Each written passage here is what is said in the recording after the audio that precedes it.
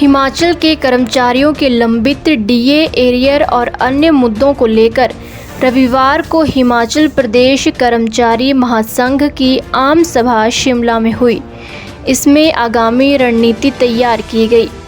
महासंघ का कहना है कि वे सचिवालय कर्मचारियों की मांगों के साथ खड़े हैं। सरकार कर्मचारियों की अनदेखी कर खामियाजा भुगतने को तैयार रहे।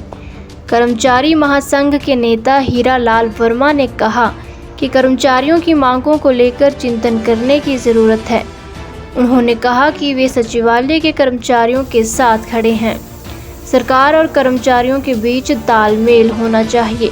सरकार कर्मचारियों की मांगों को अनसुना नहीं कर सकती। क्या कहना है हिमाचल प्रदेश कर्मचारी महासंघ के नेता हीरा लाल वर्मा का, सुने विस्तार से।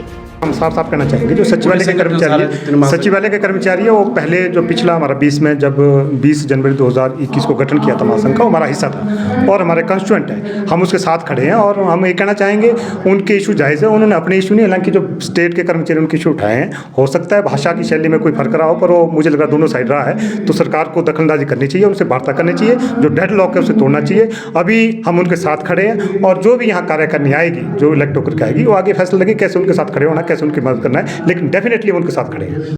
जो दिए गए हैं, अब मैं अपनी बात में कहूँ, जब हमने एक्शन किया था 10 नोटिस मुझे भी दिए गए, तो वो कोई बड़ी बात नहीं है, नोटिस का जवाब जाता है। पर उन्होंने कोई ऐसे डेफेमेटरी लैंग्वेज यूज़ नहीं की है। जो बातें कही है, तथ्य पे कही है, हो सकता है कहीं की हो यूज़, तो उसका भी सरकार देखे कि वो उसके परिवार के सदस्य हैं और उन्हें माफ़ किया जाना चाहिए। ऐसा देखो, ऐसा मुझे लग रहा है सरकार और जो कर्मचारी के बीच में एक तालमेल रहना चाहिए। और प्रदेश के परिप्रेक्ष्य में आप जानते हैं लगभग 4,85,000 कर्मचारी पेंशनर्स हमारे बीच में जो आज खड़े हैं। हम लगभग बाकी संगठन भी होगा, लगभग 4,85,000 कर्मचारी पेंशन को रिप्रेजेंट कर रहे हैं। तो अल्टीमेटली वो एक हिमाचल प्रदेश की जनता का बहुत बड़ा हिस्सा है। वो वोटर तो आपके 59 लाख है, उसका एक बहुत बड़ा हिस्सा है। तो सरकार को देखना चाहिए कि पहले भी जो सरकार है ये यहाँ कर्मचारियों को एक स्टार्ट के रूप में मानते थे कि यहाँ से मेरा स्टार्ट शुरू होगा। तो मुझे लग रहा है वर्तमान जो सरकार बैठी है उसको अपने इस पर चिंतन करना पड़ेगा। जिस तरह से कर्मचारी से शिफ्ट कर रही है तो अन्यथा उसको उसका एक खामियाजा भुगतना पड़ेगा, क्योंकि कर्मचारी में आज हम देख रहे हैं कर्मचारियों में भारी क्रोश है। उसे कहीं ना कहीं कर्मचारियों से वार्ता करके जितने कर भी मुद्दे हैं उनको रिजॉल्व करना चाहिए।